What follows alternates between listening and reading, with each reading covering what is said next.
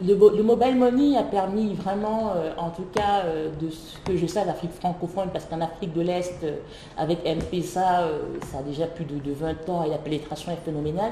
Même en Afrique francophone, quand on voit les millions d'utilisateurs sur le mobile money, ils ont permis d'aller où les banques se sont arrêtées finalement. Et d'ailleurs, j'aime à dire que grâce au mobile money, les États devraient s'en féliciter. Il y a beaucoup de personnes, notamment dans les villages, qui ont éprouvé le besoin d'aller se faire une carte d'identité, alors qu'avant, ils avaient toutes les excuses, toutes les raisons pour ne pas le faire, mais parce que justement, ils n'avaient pas d'intérêt. Aujourd'hui, pour avoir un compte mobile money et avoir cette facilité de garder son argent, de pouvoir l'envoyer, il faut une carte d'identité et beaucoup de gens l'ont fait. Donc c'est plutôt bien pour les histoires de census, compter le nombre de la population, voilà.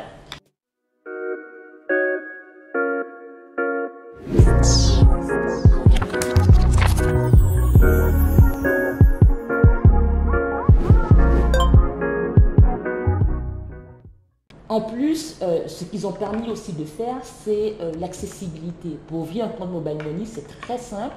On va au coin de la rue, on donne sa carte d'identité et en général, à moins de 10 minutes, on a un compte mobile money qui est un peu comme son mini compte bancaire dans son téléphone.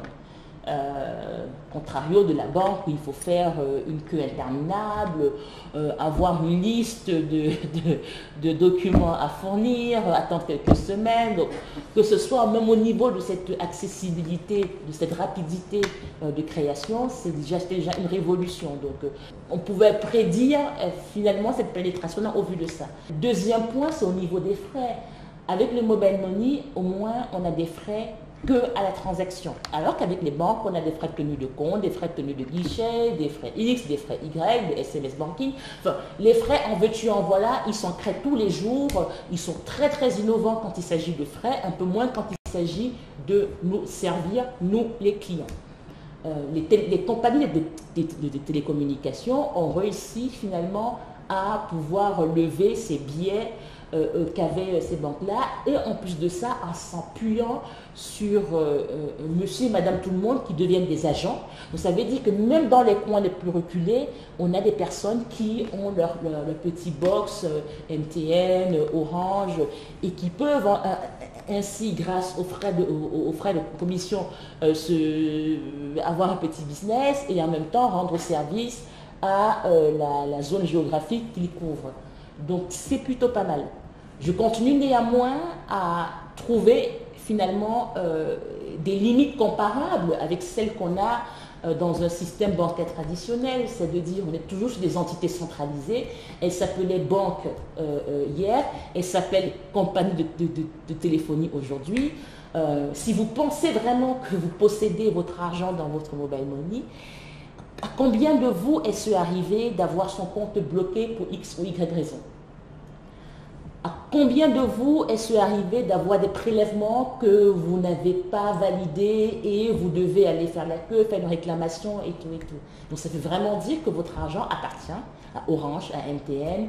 Hier, ça appartenait à Société Générale, à Freeland, BGFI, BNP Paribas, voilà.